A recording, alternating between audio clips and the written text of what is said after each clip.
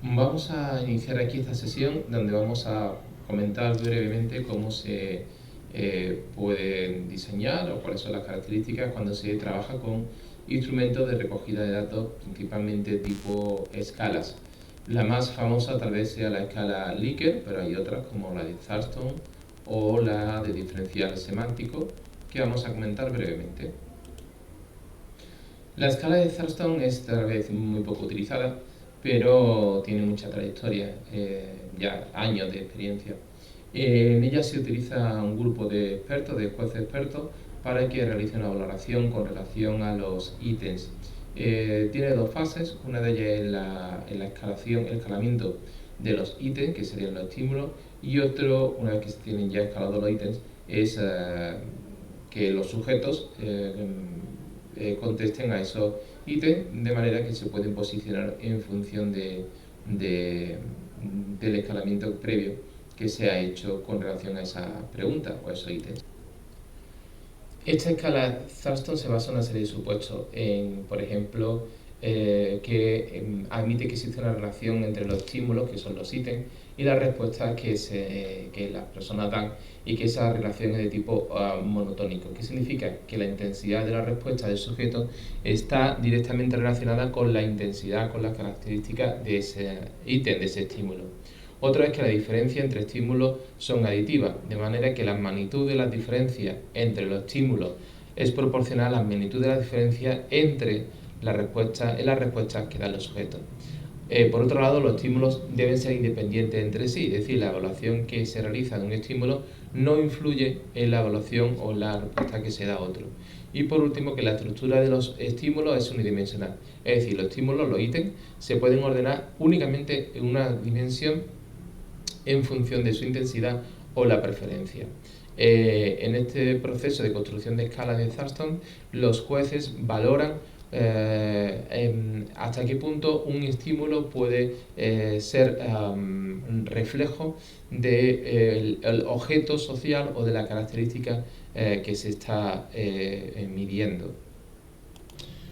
En definitiva, la escala Thurston supuestamente genera una medición de tipo intervalar que permite no solamente tener organizados a los ítems en ese continuo, sino valorar la posición de los sujetos en función de la respuesta que dan a estos ítems.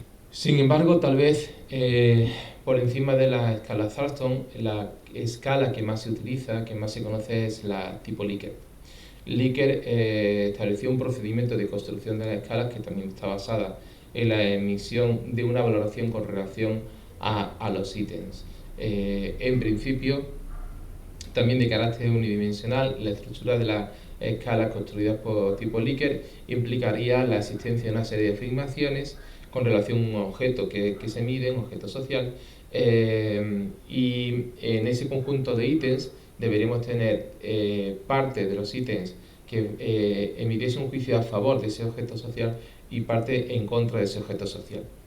Todos los ítems irían acompañados de una escala que sería con opciones impares, de 1 a 5 o de 1 a 7, estableciendo siempre un punto intermedio, y es de carácter aditivo, quiere decir que la puntuación que una persona obtendría con relación al conjunto de ítems se sumaría en función de esa escala de 1 a 5 o de 1 a 7. No obstante, siempre considerando las puntuaciones contrarias, en cuyo caso se restan por ir en contra de la puntuación determinada. Otra de las estrategias que suele aparecer, no tanto como la escala Likert, pero también es otro recurso, es la escala tipo Osgood, las de diferencial semántico. Se trata de una técnica de medición principalmente sobre las actitudes, más que las actitudes sobre cuestiones emocionales vinculadas a objetos sociales, como pueden ser marcas, como pueden ser eventos, personas. La idea básica es que cualquier tipo de estos objetos puede valorarse o hacer una apreciación en función de su valor, de su llamada potencia y de su actividad. Estas dimensiones se definen como dimensiones bipolares o pueden valorarse en función de una bipolaridad, por lo que es frecuente también hacer referencia a estas escalas como escalas de polaridad. ¿Cómo se construyen escalas tipo OGU? Bueno, pues los pasos son muy sencillos. Se selecciona lo que se va a medir, el objeto social o el estímulo que se va a medir. Se deben seleccionar los estímulos específicos que se desean medir, siendo muy concretos con relación a ellos, como pueden ser una marca, puede ser un servicio, puede ser una persona, puede ser un suceso, un evento, una realidad. Identificar cuáles son los atributos relevantes. Lo que se trata es de identificar las características que se deseen evaluar con relación a ese objeto.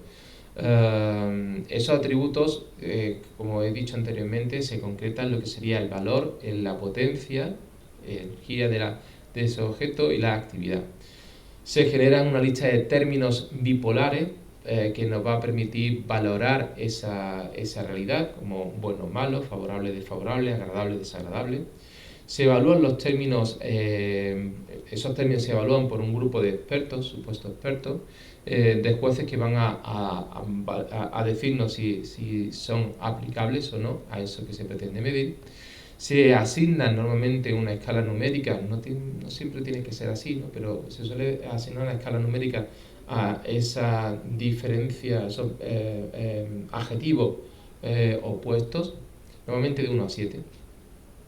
Y después para cada uno de esos estímulos, pues los participantes que se les pregunta, pues establecen y dicen dónde se posicionarían con relación a cada uno de esos estímulos. A la hora de realizar, pues se pueden calcular la media de todas las puntuaciones que la persona ha dado. También se pueden sumar, en definitiva, se pueden hacer varias operaciones con relación a esto. Es cierto que este tipo de escala se aplica principalmente a cuestiones que pueden despertar cierta emocionalidad. Trabaja dentro del campo semántico y una forma habitual de identificar cuáles son los objetivos que pueden ser más adecuados para eso que se pretende medir es hacer una pequeña encuesta piloto previamente en el cual se pregunta a las personas que definan con un objetivo ese objeto que se pretende medir y aquellas que más se repiten pues utilizarlas después para esa escala.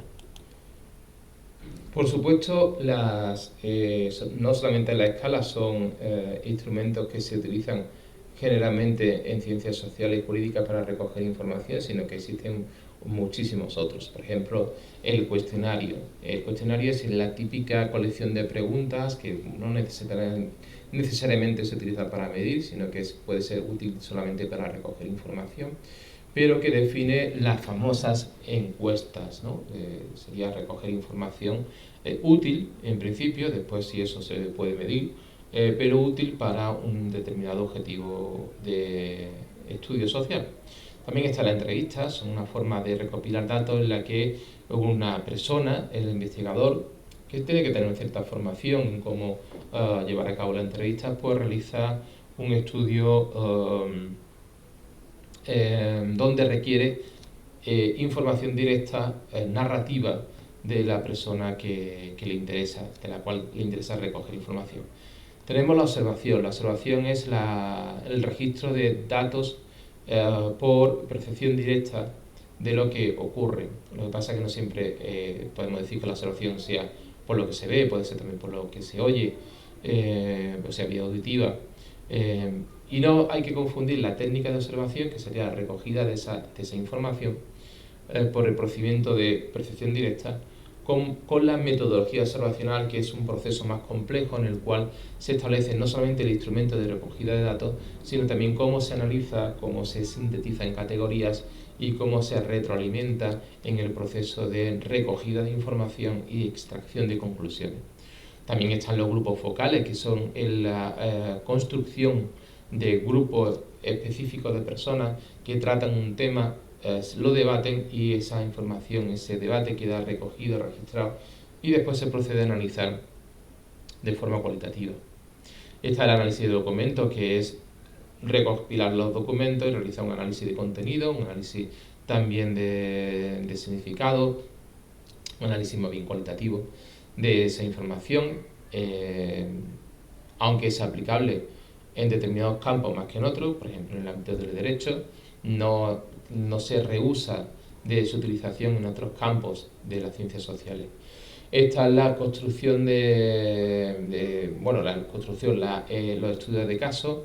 Están también los estudios, la información que nos aportan los grupos de expertos, la construcción de paneles, etcétera, etcétera. Es decir, existe un gran abanico, un arsenal importante de recursos para la recogida de información que después cada uno tiene una serie de requisitos que después se van a utilizar para los procesos de análisis en su justa medida, evidentemente, y todo respondiendo al objetivo de investigación. Bien, hemos hecho una rápida revisión de todo el instrumento, pero aquí no se agota, evidentemente, solamente es un repaso introductorio para las clases.